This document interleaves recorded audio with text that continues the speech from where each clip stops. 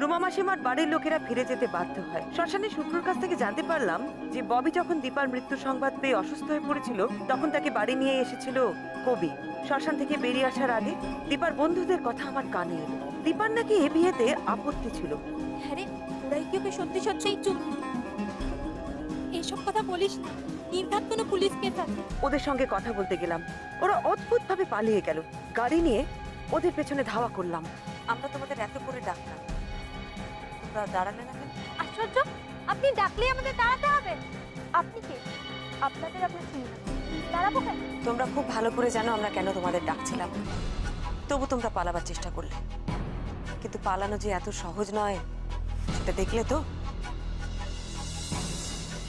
আপনি কিন্তু একদম আজে বাজে কথা বলবেন না। আমরা কেন পালাতে যাব? পালাবো? কি হয়েছে দিদি, এত চিল্লামিল্লি কিসের? আরে দেখুন না, উনি তখন থেকে আমাদের ফলো করছে। হ্যাঁ, আর এখানে এসে জোর করে কথা বলার চেষ্টা করছে। কি ব্যাপার, আপনারা ওনাদের চেনেন না? না, চিনি না। দেখুন না, আমরা চিনি না ওনাদের, তাও এভাবে। কি ব্যাপার ম্যাডাম, এরা চেনে না বলছে, আপনারা কেন জোর করে কথা বলতে চাইছেন? আজকাল অনেক রকম ধান্দা শুরু হয়েছে, মতলবটা কি বলুন তো? ঠিক কথাই বলেছেন ম্যাডাম, বলুন তো কি আপনারা বলেন? আরে প্লিজ প্লিজ চুপ করুন, চুপ করুন। আচ্ছা, আপনি পরমা মিত্র না? হ্যাঁ। এনাকে আপনারা চিনতে পারছেন না? ইনি হচ্ছেন বিখ্যাত গোয়েন্দা পরমা মিত্র। আর ইনি যদি এদের সাথে কথা বলতে চান তাহলে বুঝবেন নিশ্চয়ই একটা কিছু ব্যাপার আছে।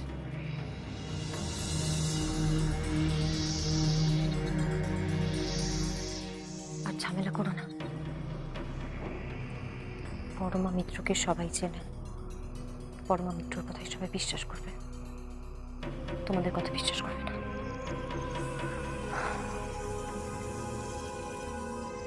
প্লিজ আপনারা নিজেদের জায়গায় গিয়ে বসুন, প্লিজ প্লিজ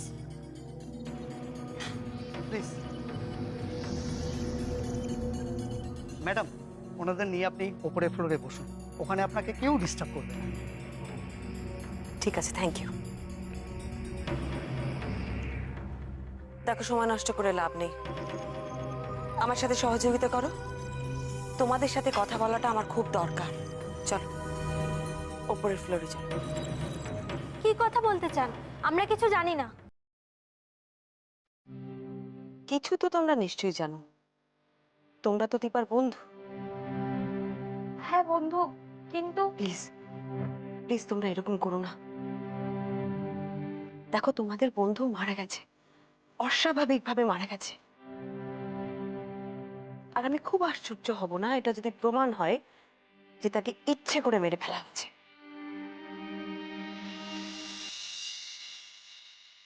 প্লিজ, আমি তোমাদের রিকোয়েস্ট করছি, কোনো ভয় পাবার দরকার নেই। তোমরা কোনো ভয় না পেয়ে যা জানো আমাকে বলো। আচ্ছা, তোমরা কি চাও না যে তোমাদের বন্ধুর সাথে কেউ যদি অন্যায় করে থাকে তাহলে সে শাস্তি পাক? চাও না বলো?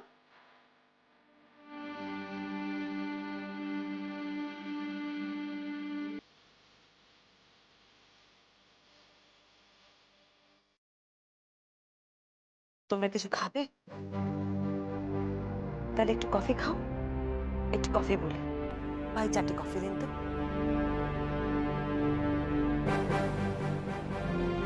তোমরা দীপার কলেজের বন্ধু?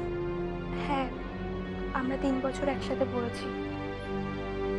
শ্মশান থেকে ফেরার পথে একটা কথা আমার কানে এলো, তোমরা নিজেদের মধ্যে বলা বলি করছিলে।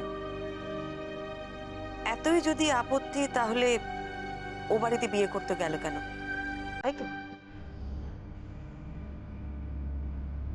কথাটার মানে আমাকে একটু খোলসা করে বলবে? আপত্তি মানে কার আপত্তি? দীপার তো? কিসে আপত্তি?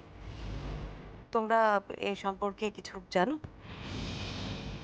তোমাদের কাছে তো আমরা শুধু সাহায্যটুকু চাইছি। এত ভয় পাচ্ছ কেন তোমরা? দেখুন, ভয় না, আমরা কোনো কিছুর মধ্যে জড়িয়ে পড়তে চাইছি না। আপনি বলছেন ওকে কেউ ইচ্ছে করে হয়তো মেরে ফেলেছে, তার মানে তো সেই পুলিশের টানা পড়ে। আর আমাদের বাড়িতে যদি জানতে পারে এইসব ঝামেলার কথা, তাহলে বাড়িতে খুব অশান্তি হবে। ঝামেলা মানে? সামান্য কয়েকটা প্রশ্ন আর তার ঠিকঠাক জবাব, এটাকে তোমাদের ঝামেলা বলে মনে হচ্ছে? এতটা গা বাঁচানো মেন্টালিটি কেন? তোমাদের বন্ধু দীপাকে খুন করা হয়েছে, আর তার অপরাধী বিনা বিচারে ঘুরে বেড়াবে, তা তোমরা চুপ করে থাকবে? নিজেরা না পারো অন্তত আমাদের আমাদের হেল্পটা তো করতে পারো। এত স্বার্থপর তোমরা? এই তোমরা বন্ধু? এবার তোমরা সময় নষ্ট না করে কথাগুলো বলবে। কথা না বললে কিন্তু বলানোর অনেক রকম উপায় আমার জানা আছে। বলছি, আমাদের বছর দুয়েক হলো কলেজের পাঠ শেষ হয়েছে। তারপর থেকে আর রেগুলারলি দেখা সাক্ষাৎ ছিল না ওর সাথে। ওর বিয়ে ঠিক হচ্ছিল সেটাও আমরা জানতে পারিনি। আমার সাথে ওর কন্ট্যাক্ট একদম কমে গেছিল। আমি মাস্টার্স করছি তো, তাই একটু বিজি হয়ে গেছিলাম। কিন্তু ফোনে কথা হতো।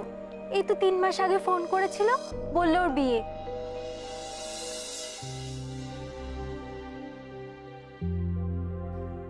ওয়াও, গ্রেট নিউজ ইয়ার, তোর বিয়ে? কেন? খুব আর্লি করছি বলে অবাক হচ্ছিস? আমার কি বিয়ে হতে পারে না? বলিস কি, তোকে বিয়ে করার জন্য তো পাত্র মুখিয়ে থাকবে। একে সুন্দরী, তারপর বুদ্ধিমতী। তোর পেছনে তো অনেক ক্যান্ডিডেট আছে, তাদের মধ্যেই কারো ভাগ্যে শিখেছিল নাকি রে? না রে, যার ভাগ্যে শিখে ছিঁড়েছে তোরা তাকে চিনিস না। রিয়েলি? হুজ দ্য লাকি গাই? গিয়ে বলবো। নেক্সট রোববার ফ্রি আছিস? হ্যাঁ, চলে আয়। না শোন, যাবো না। একটা কাজ করি, অনেকদিন আমরা তিনজনে কোথাও আড্ডা মারিনি। তুই, আমি আর দেবু মিট করলে হয় না? হ্যাঁ, দারুণ হয়। আমি দেবুকে জানাবো। ফাইনালি আমাদের দীপা তার হ্যান্ডসাম প্রিন্সকে খুঁজে পেল। ধ্যাৎ, সেরকম কিছু না, চলন সই। হ্যান্ডসাম ছেলে ছাড়া দীপা বিয়ে করবে না, এ কথা কি ও তোমাদের বলেছিল? ওরে বাবা, সে আর বলতে, সে তো। কি হলো, চুপ করে গেলে কেন? বলো। আসলে ছেলে পছন্দের ব্যাপারে ওর ওই একটাই ক্রাইটেরিয়া ছিল। ও তো খুব সুন্দরী ছিল, অনেক ছেলে ওকে প্রপোজ করতো। আর দীপা কি বলতো? ও কাউকে প্যাচার মতো, কাউকে ব্যাটম্যান, কাউকে বাটুল দি গ্রেট, এক একজনের এক একটা নাম দিত, কিন্তু ফাইনালি কাউকেই পছন্দ হতো না। ইনফ্যাক্ট আমরা যখন দীপার বরকে দেখলাম অনেক অবাক হয়ে গেছিলাম। দীপা ওকে বিয়ে করতে রাজি হয়ে গেল কি করে সেটা ভেবে। কেন? ববিকে তো খারাপ দেখতে নয়?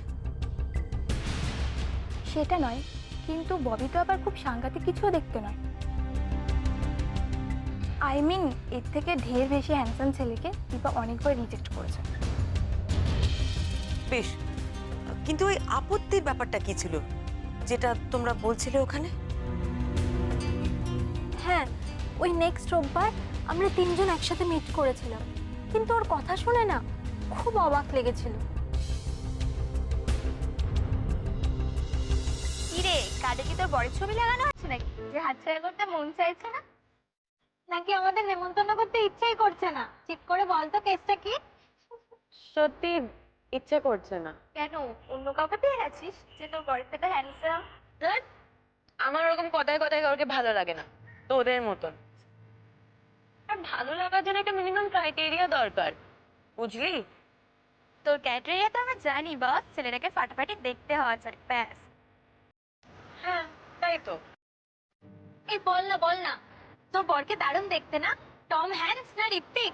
তোরাও না, ধ্যাৎ, ওইসব কিছুই না ববি। ও বাবা, নাম ববি? হ্যাঁ, ডাক নাম ববি, ভালো একটা নাম আছে। দারুণ দেখতে বল। বললাম তো, চলন চল। আচ্ছা, এই নে তোদের কাজ। কেসটা কি বলতো? তোকে কেমন যেন লাগছে। এই দেবু, দীপাকে দেখ না। কি খুশি খুশি লাগছে না কেন বলতো? লাগবে কি করে, আমি তো খুশি নই। খুশি নস কেন? আমার এখানে বিয়ে করতে ইচ্ছে করছে না, সিম্পল। আরে বাবা, সেটা কেন বলবি তো? সেটা বলতে গেলে অনেক কথা বলতে হবে। আমার বিয়ে করতে ইচ্ছে করছে না, দ্যাটস অল। এই শোন না, আমরা তো তোর ভালো বান্ধবী, তুই তো বলতেই পারিস প্রবলেমটা কি। ছেলেটার কি কোনো ক্যারেক্টার প্রবলেম আছে? আরে না না, ববি একটা ভালো ছেলে, he is a nice guy. আমার প্রেমে হাবুডুবু খাচ্ছে বেচারা। বোঝো তাহলে?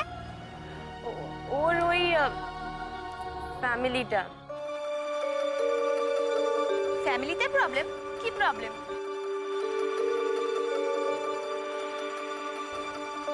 ছাড় ওসব কথা। তোর আসবি তো আমার বিয়েতে? আসবো, কিন্তু দীপা তোর লাইফের এত বড় একটা সিদ্ধান্ত তুই এরকম ভাবে কেন নিলি? তুই তো কাকু কাকিমার সাথে আলোচনা করতে পারতি, আমাদের সাথে না করিস?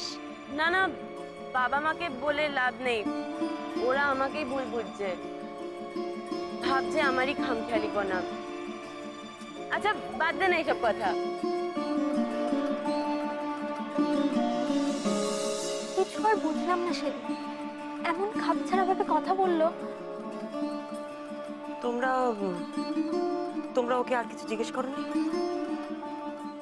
কিছু আর বুঝলাম না সেদিন, এমন খাপছাড়া ভাবে কথা বললো।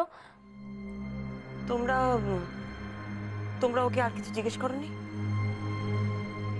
না, ও দেখলাম এই নিয়ে আর কিছু বলতে ইন্টারেস্টেড না। ব্যাপারটা আমরাও বুঝি না। তারপর সত্যি বলতে কি, ওর বিয়েতে গিয়ে ওর বরকে দেখে মনে হলো যেন ওকে দেখেই অপছন্দ হচ্ছিল। কারণ ছেলেটাকে তো দেখতে বিরাট কিছু হ্যান্ডসাম নয়। যেমনটা দীপা এক্সপেক্ট করতো সেরকম চেহারা তো ববির ছিল না। আর আমি যদি তোমাদের জিজ্ঞেস করি দীপা কেমন মেয়ে ছিল, তোমরা কি বলবে?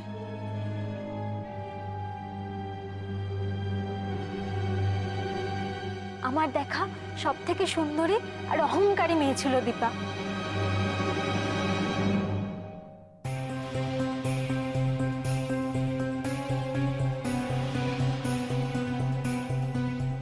অহংকারী কেন? আমাদের কলেজে ও সব থেকে সুন্দরী ছিল, আর ও নিজেও সেটা খুব এনজয় করতো। আমাদের কলেজ তো কোয়েট ছিল, ছেলে মেয়ে সবাই সমান, সব ছেলেরা ওর জন্য পাগল ছিল। কলেজে প্রায় সব ছেলেই ওর প্রেমে ব্যর্থ হয়ে হাবুডুবু খেত। খুব কম ছেলেই ছিল যারা ওকে প্রপোজ করেনি, ও সবাইকে একইভাবে রিজেক্ট করতো।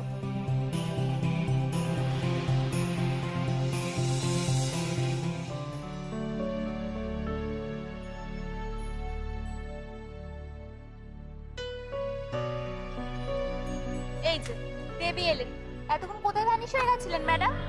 এই যে প্রেমপত্র আনতে গিয়েছিলাম। আবার? এটা আবার কে? Third year English, শান্তন। ভাব, খামে করে চিঠি দিয়েছে। Just imagine. কেন, খারাপ কি? ও মাই গড, চিঠিতে প্রেম নিবেদন! ও কোন যুগে আটকে রয়েছে? 1960? ইনফ্যাক্ট ওই টাইমেও সুনীল দত্ত নূতনকে ফোনে প্রপোজ করেছিল, আরে আমায় খামে ভরা চিঠিতে। তাও আবার কে জানে কত কি লেখা আছে। দীপা, ব্যাপারটাকে কিন্তু লাইটলি নিস না। ছেলেটা কিন্তু বেশ দেখতে ভালো, হ্যান্ডসাম, ভেবে দেখতে পারিস। হ্যান্ডসাম? তোর শান্তন মজুমদারকে হ্যান্ডসাম লাগে? আমার তো ওর নাকটা কিরকম টিয়া পাখির ঠোঁটের মতন ঝোলা লাগে। আমার ওকে দেখে খুব হাসি পায়, সত্যি। মোটেও না, ওর নাকটা কিন্তু বেশ খারাপ। তোর ওর নাক খারাপ লাগে? ভেরি গুড, যা গিয়ে তুই ওকে প্রপোজ করে দে। তোর যদি ওকে এতই ভালো লাগে, আমি অ্যাটলিস্ট বাঁচবো, অ্যাটলিস্ট একটা তো কম হবে। চুপ কর।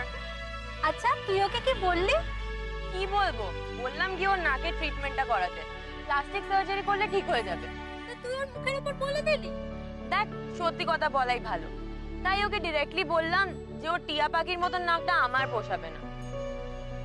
এই হয়েছে, তোর আর কোনোদিনও কাউকে পছন্দ হবে না। এর নাক লম্বা, এর ঘাড় সরু, এ বেশি ফর্সা। আচ্ছা তোর এক্স্যাক্টলি কি চাই বলতো দীপা? আমার এক্স্যাক্টলি এরকম কারুকে চাই যাকে আমার পাশে মানাবে,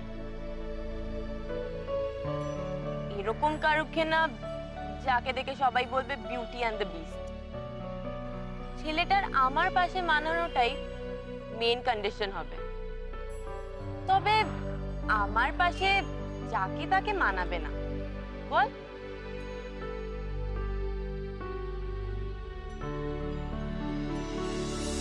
তাহলে ও এভাবে অনেককে নাকচ করেছে? বললাম তো অনেককে, আমাদের কলেজের সিনিয়র, ব্যাচমেট, এমনকি জুনিয়ররা ওকে প্রপোজ করেছে। আর এইভাবেই ও সবাইকে রিজেক্ট করতো। তোর কা নিচির মতো, তোর গায়ের রং দুধে আলতা। ইস, তুই যদি মেয়ে হতিস, আমার কম্পিটিটর তুই হতিস, এরকম অনেক কথা সবার মুখের ওপর বলে দিত। অদ্ভুত ব্যাপার না? রিজেক্টেড হবে জেনেও ছেলেগুলো।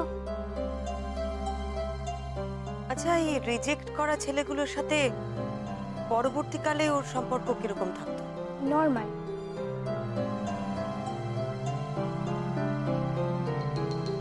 একটা সময়ের পর তো ছেলেরা এটাকে রিচুয়াল হিসেবেই ধরে নিয়েছিল। ওদের অনেকের সাথেই দীপার ভালো বন্ধুত্ব হয়ে যায় পরে। তাদের সাথে ওর যোগাযোগ ছিল?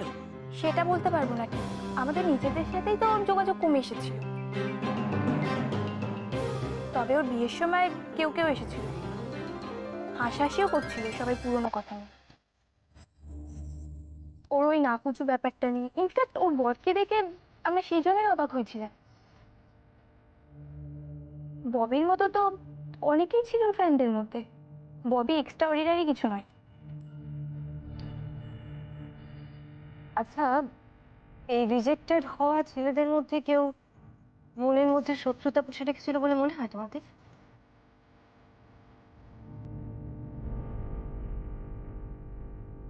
দেখুন, সেটা আমরা কি করে বলি বলুন তো?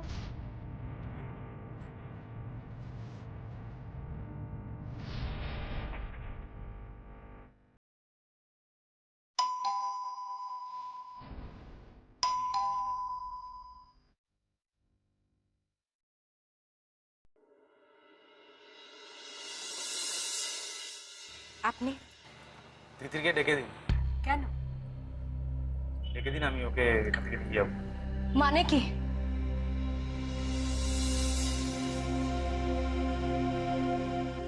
এটা আমার কার্ড, এতে আমার নাম্বার আছে। তোমাদের যদি কোনো পুরনো কথা মনে পড়ে, মানে যার সাথে দীপার যোগাযোগ আছে, আর যেটা জানলে আমার তদন্ত করতে সাহায্য হবে, আমাকে প্লিজ একটু ফোন করে জানাবে। হ্যাঁ, এবার উঠবে তো? হ্যাঁ, আমরা উঠি আজ। তোমরা প্লিজ ভয় পেও না, যা জানো আমাকে জানিও। দীপা তো তোমাদের বন্ধু। আমার বিশ্বাস দীপার সাথে কেউ অন্যায় করেছে, আর কেউ অন্যায় করেছে কিনা সেটা তদন্ত করার চেষ্টাই আমি করছি। তোমাদের সহযোগিতা যেন পাই, প্লিজ। আসি। আসছি।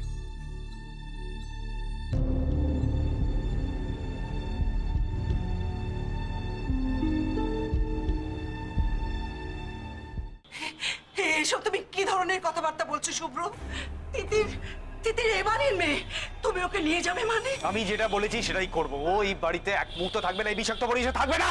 এই শুনুন, আপনি শ্মশানে সিন ক্রিয়েট করেছেন, লোক জড়ো করে আমাদের তাড়িয়েছেন। এখন কি ভেবেছেন এখানে গুন্ডামি করবেন, আমরা চুপ করে বসে থাকবো? আমি আপনার সাথে কথা বলিনি, কথা বলতেও চাই না। তোমাকে না কারোর সাথে কথা বলতে, তুমি প্লিজ এসো। কাল থেকে এক নাটক চলছে। নাটক করছি না, আমি নাটক করছি না। নাটক বন্ধ হয়ে যাবে, তুমি তিতিরকে বের করে দাও। আমি চলে যাচ্ছি, কথা বলবো না। তিতির, আরে কথা বাড়াচ্ছেন আপনি, আপনি কথা বাড়াচ্ছেন, ফালতু কথা।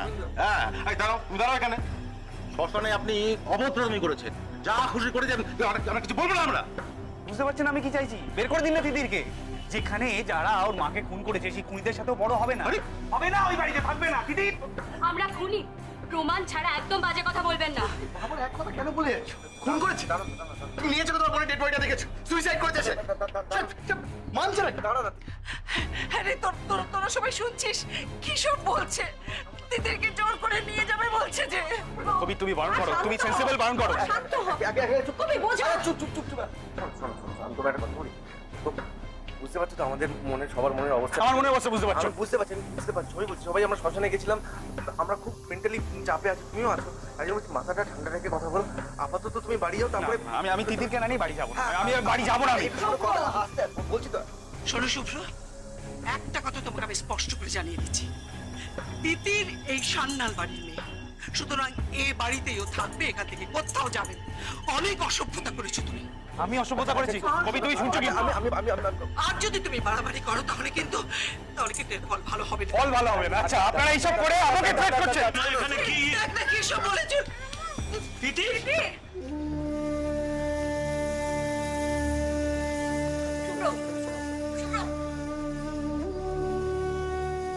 তিতির শোনা, বাবুর সাথে যাবে?